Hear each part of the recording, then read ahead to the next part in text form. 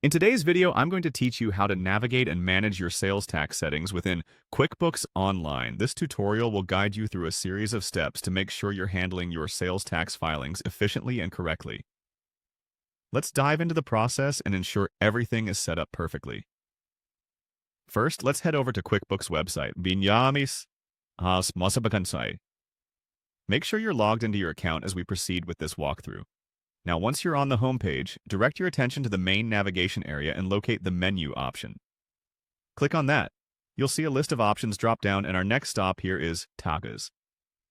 Find and click on it. This is going to be your central hub for managing all tax-related tasks, especially your sales tax. Now, when you're in the Taxes section, you're going to want to head over to where it says Sales Tax.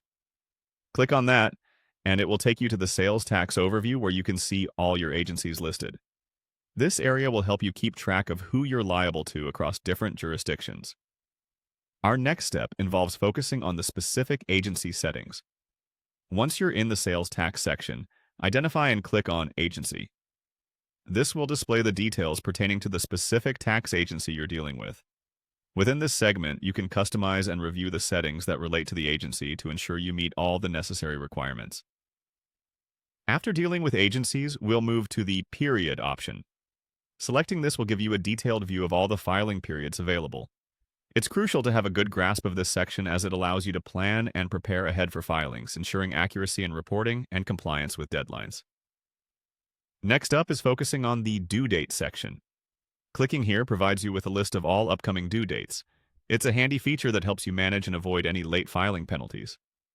Take a few minutes to familiarize yourself with this list. Setting up reminders can be a great aid for ensuring timely payments. Moving on, let's click on Amount. This will present a breakdown of all amounts due under each tax period. Monitoring this is key to understanding your financial obligations concerning sales taxes and planning your cash flow accordingly. Our final destination in this journey through QuickBooks Online will be the Status section. By clicking here, you'll see the status of each filing, whether it's pending, filed, or overdue. Regularly checking this information keeps you informed on tasks that need immediate attention, assisting you in staying up to date with all tax obligations. Through these steps, you'll develop a structured approach to effectively managing your sales tax using QuickBooks Online.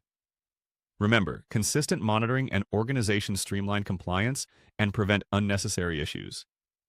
Thanks for watching. Keep those records straight and taxes managed. See you next time.